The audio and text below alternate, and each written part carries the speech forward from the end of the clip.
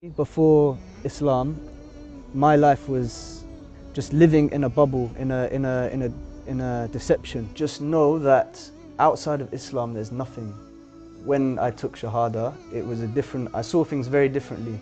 It's literally when Allah subhanahu wa ta'ala takes the cover off your heart.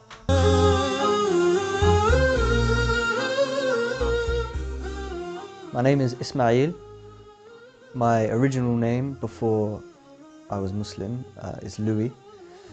I'm 25 years old. Firstly, my first religion before Islam, I would say, is music. It's the way of life of the musician. This was my first religion. Music, for many people in the West and in the world, is like a god. It's a ilah. And this was my God before Islam. Alhamdulillah, Allah subhanahu wa ta'ala saved me from that. Alhamdulillah. And the religion of my mother was Judaism. So that was my culture. I used to go to the synagogue on some weekends. I had a bar mitzvah when I was 13. I had the traditional festivals. I used to attend the Jewish festivals.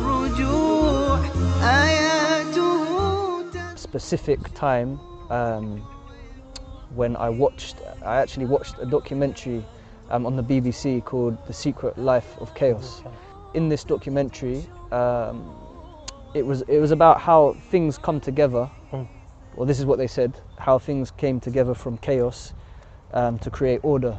For example, in the universe, stars, things that we have in nature. There seems to be patterns in everything that are the same. But I disregarded that. When I was watching it, I just looked at what they were showing me, and I just saw it as amazing. And this, for me, it confirmed that there had to be a creator behind this, because there was perfect order in the creation of the universe. This was the first step. The second was a brother gave me English translation of the Quran. About maybe a year or 2 years before I even picked it up. I left it on my shelf, but it was in a particular time in my life where I was not feeling very happy. I had a lot of success in the music industry. I was becoming more successful. But the more success that came, the more problems came, and the more unhappy I was. I just saw the Quran, the English translation, and I decided to just pick it up. And I opened it, started reading from Surah Al-Fatiha and to Surah Al-Baqarah, and it was the effect was very strong. The words hit me straight away, particularly in Surah Al-Baqarah, verse number 11 and verse number 12. Allah subhanahu wa ta'ala talks about those who are the mischief makers in the land, but they themselves, they say, we are but the peacemakers. But Allah knows that they are the mischief makers. And I was around a lot of these kind of people previous to Islam in the music industry. They show you, or they try and show you, that they want the best for you, but all they want is the money and the fame and the success. From that day, alhamdulillah, everything changed. I was very interested in Islam. Before I opened the Mus'haf, I felt very like the weight of the world on my shoulders. A lot of pressure, a tight head, tight chest, just from a lot of stress.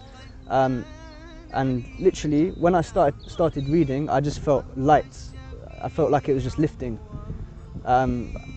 It was ajib, it was very amazing, subhanAllah. And this was just the English translation. This was the first time I started reading the Quran. The Quran became like my companion. I used to take it everywhere with me. كنت تحمل معك القرآن قبل إسلامك؟ نعم, the English translation, نعم. I wanted to understand. ما شاء الله. So I used to take it with me on the bus. There were some brothers outside the masjid, and I just literally approached them and I said, I want to become Muslim. So alhamdulillah, they looked a bit shocked. You know, I looked a bit different then. Alhamdulillah, they welcomed me in. We went upstairs and they went through the conditions of the Shahada, and I agreed. And I took Shahada, alhamdulillah. As soon as I took Shahada, it felt like the world was lifted from my shoulders. All the problems I had from before with people, I felt, I just didn't feel it was a problem anymore.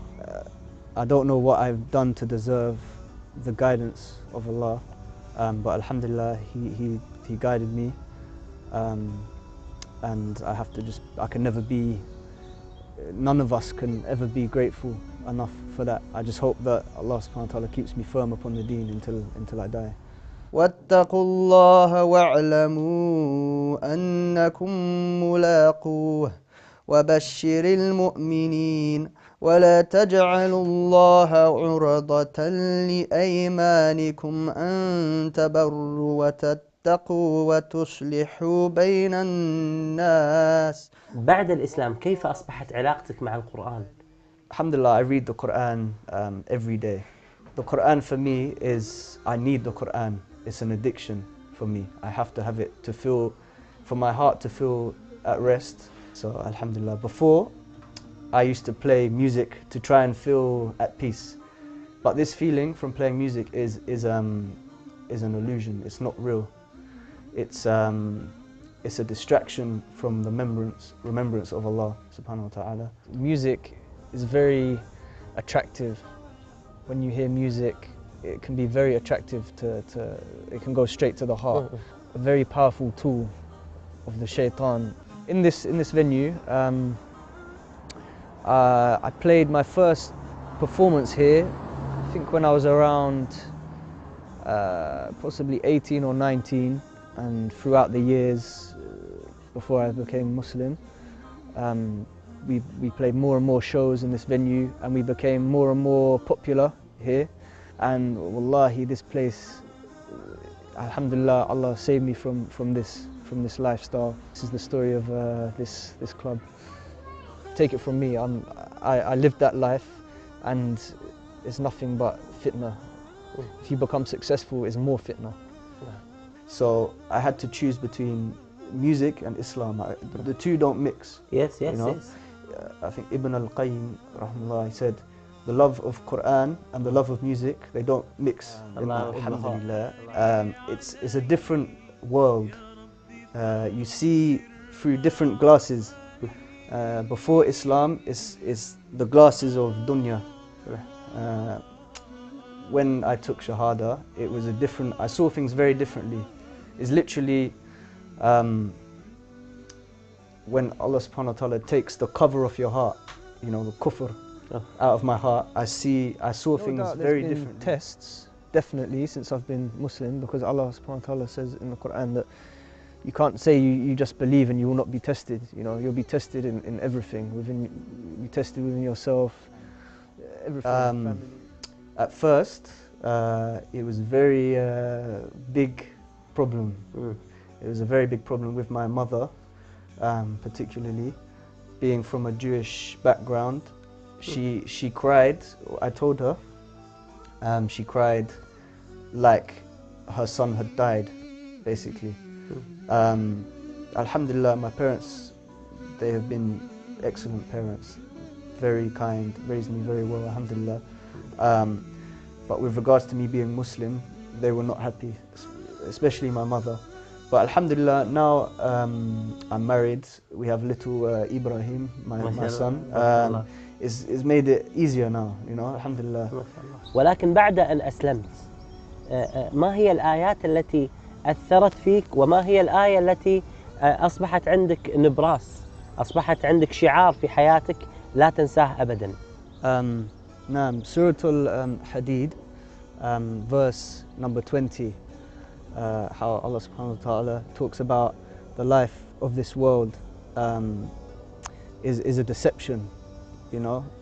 And for me, before Islam, my life was, and a lot of my companions, a lot of my friends, our life was based around just living in a bubble, in a deception, literally. That's what the music business is, the music industry, going to clubs, going to raves, parties, always the next thing, the next thing, the next high. So this Surah Al-Hadid, verse number 20, this sums it up. This is just a deception, Wow. and it will fade that, away. You know, outside of Islam, there's nothing for you outside of Islam. Alhamdulillah, Allah has showed me the two ways of life, the before Islam and alhamdulillah now in Islam. So I've tasted the dunya, the jahil lifestyle, and I've tasted Iman, and Iman is very, very precious. Is to be able to study Islam in one of the Arab countries, inshallah, specifically Medina.